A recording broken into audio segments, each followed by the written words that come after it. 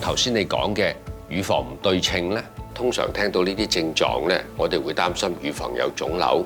因為乳房有硬塊啊，乳頭有分泌物流出嚟，都係乳癌嘅病徵嚟嘅。嗱，上次咧你就話乳癌咧係分3種嘅。咁啱先佢發惡夢講嗰個 HER2 型嘅乳癌又係點㗎？即係話咧，腫瘤細胞有過多嘅第二型人類表皮生長因子受體。至於荷爾蒙受體陽性型嘅乳癌咧，就係話乳房細胞受到荷爾蒙嘅影響而出現變化。而最後一種咧就係三陰性嘅乳癌啦。三陰性乳癌意思咧，即係話常見導致乳癌嘅受體咧，全部都係陰性。HER2 係正常細胞嘅天線，用嚟接收信號嘅，話俾啲細胞聽幾時生長、幾時分裂。HER2 型嘅乳癌就係指呢啲乳癌細胞有過多嘅 HER2 型天線，過多嘅天線就有過量嘅信息，過量嘅信息就會令乳癌細胞不斷咁樣生長㗎啦。就算係做唔到手術嘅晚期個案呢，經過適當嘅篩選，都可以直接用荷爾蒙藥、標靶藥物同埋抗 PD-1嘅免疫治療藥物作出針對性嘅治療，副作用相對化療較少。比起以往一嚟到就要立即做化療呢，係可以延長咗患者相對有質素嘅生活時間嘅。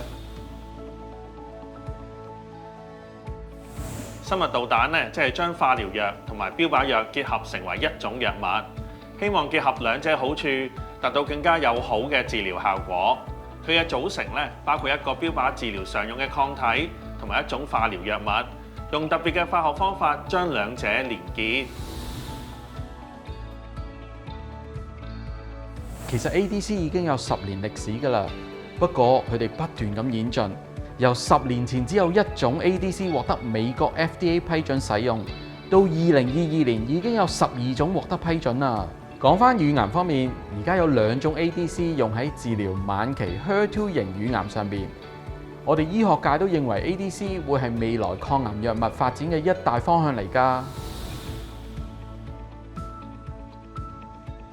係啊，荷爾蒙治療包括選擇性雌激素受體調整因子 SCRM、芳香酶抑制劑 AI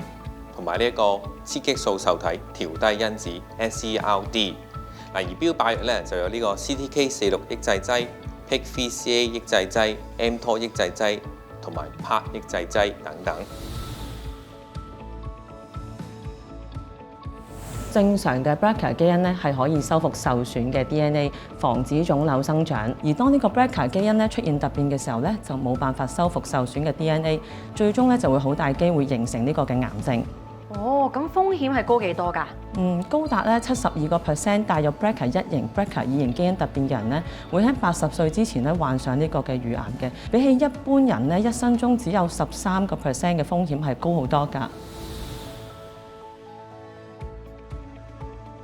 其實任何藥物都有副作用嘅，我哋而家都有好多方法去抗衡呢啲副作用，使到病者能夠 keep 住好好嘅生活質素。有啲女士就好怕藥物會引起作悶啊、嘔吐，但係要知道而家腫瘤科已經有啲強而有效嘅止嘔藥，佢哋亦都係要注意到少食多餐，仔細咁咀嚼以幫助消化。我哋鼓勵咧乳癌嘅患者咧做多啲大量運動，呢一個咧除咗可以提升體能啦，亦都令到我哋咧可以開心啲嘅喎。譬如話踩單車啦、跑步啦、跳舞、游水都可以㗎。嗱，至於咧如果做咗手術嘅朋友咧，我哋亦都建議佢哋做多啲拉筋伸展嘅運動，譬如咧拉下我哋手啊、腋下嘅位置，呢個咧可以減低我哋啲拉扯嘅感覺，減輕水腫，可以增強我哋筋骨嘅強度，仲有可以增加肌肉添㗎。